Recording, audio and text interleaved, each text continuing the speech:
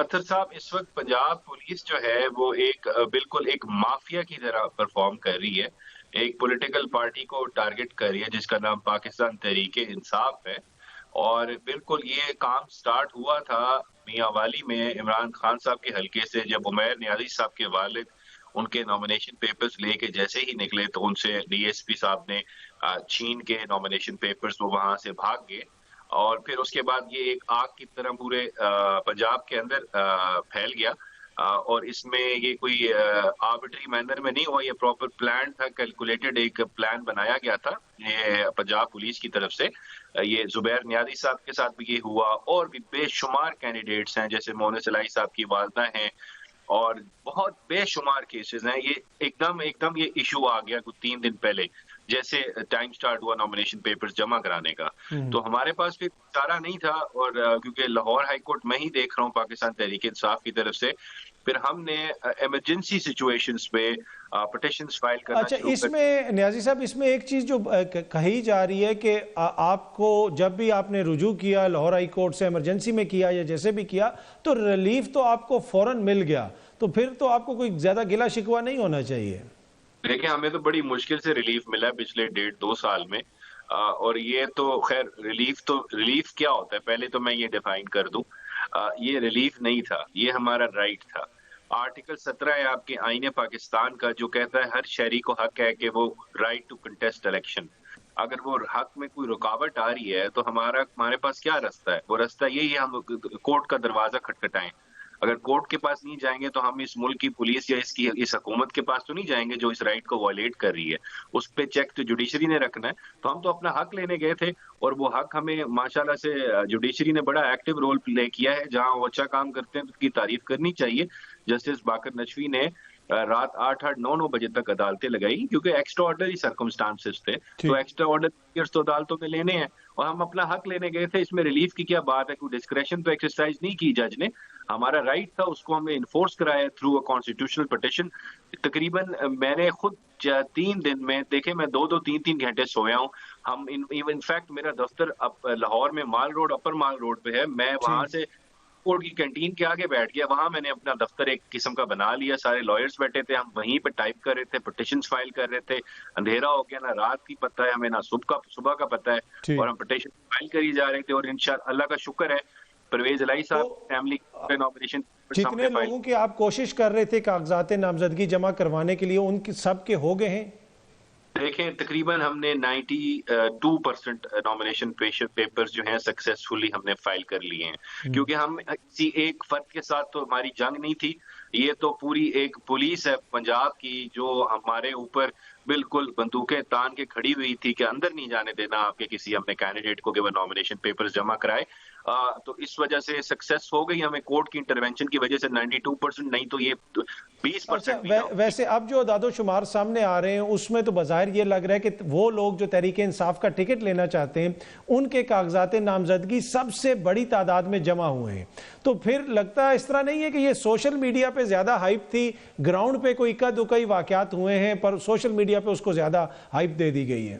देखेंगे, इस बात का जवाब तो वो लोग दें जो कह रहे थे कि ग्राउंड पे कोई कैंडिडेट ही नहीं है जी, इनका कोई टिकट ही नहीं लेना चाहता। ये तो वो लोग भी हैं जो पाकिस्तान तहरीक इंसाफ का हिस्सा नहीं है लेकिन वो भी कंटेस्ट इलेक्शन करना चाहते हैं क्योंकि इतना हॉट फेवरेट टिकट है पाकिस्तान तहरीक इंसाफ का, क्योंकि 70 से 80% पॉपुलैरिटी है। ये तो कोर्ट ने इंटरवेंशन की है तो हमारे टिकट्स जो हैं वो अंदर चले गए हैं।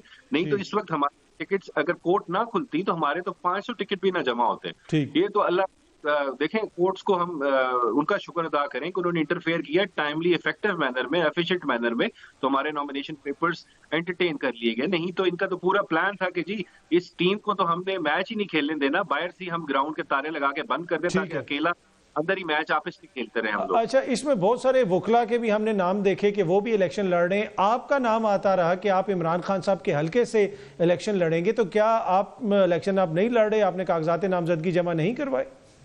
देखिए, बिल्कुल मुझे इमरान खान साहब ने कहा था कि आप NA 89 से नॉमिनेशन पेपर्स जमा कराएं मेरे कवरिंग कैंडिडेट के तौर पे। लेकिन प्रॉब्लम ये थी कि क्योंकि पूरे पंजाब की, खासकर लाहौर हाई कोर्ट की जो क्रूशल लिटिगेशन है पाकिस्तान तहरीक इंसाफ की, वो इस वक्त मैं कर रहा हूं तो मुझे देखनी पड़ रही है। तो मैं सिर्फ अगर नॉमिनेशन पेपर्स में अपने उस इश्यूज को देखने लग जाता, तो ये फिर हमारा काम जो पार्टी का लीगल वर्क है वो बहुत बुरी तरह सफर करता। तो मैं इस वजह से अपनी एक सीट के लिए पार्टी का जो है वो नुकसान नहीं कर सकता, ना उसको कॉम्प्रोमाइज कर सकता हूँ। तो मैंने फिर बेहतर समझा कि मैं जो काम बेहतर तरीके से कर सकता हूँ और ज़िम्मेदारी उसकी ले सकता हूँ, तो मैंने फिर वो ज़िम्मेदारी ली। मेरा काम एक हल्के का नहीं है, मेरा काम एक पूरे सूबे को जी। देखना था।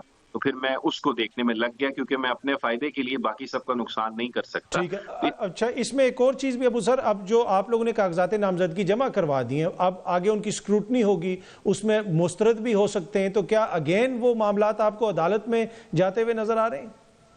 देखिए, सेक्शन 62 में स्क्रूटनी होती है इलेक्शन एक्ट 2017 में। हमारी तो चीज़ें पूरी हैं, सारे हमने नॉमिनेशन फॉर्म्स में हर चीज़ लगा दी जो रिक्वायर्ड है। लेकिन अगर खुदा ना ख़ास्ता कोई नॉमिनेशन पेपर्स रिजेक्ट होते हैं, तो हमारे पास फॉर्म है of the appeal before the election tribunal.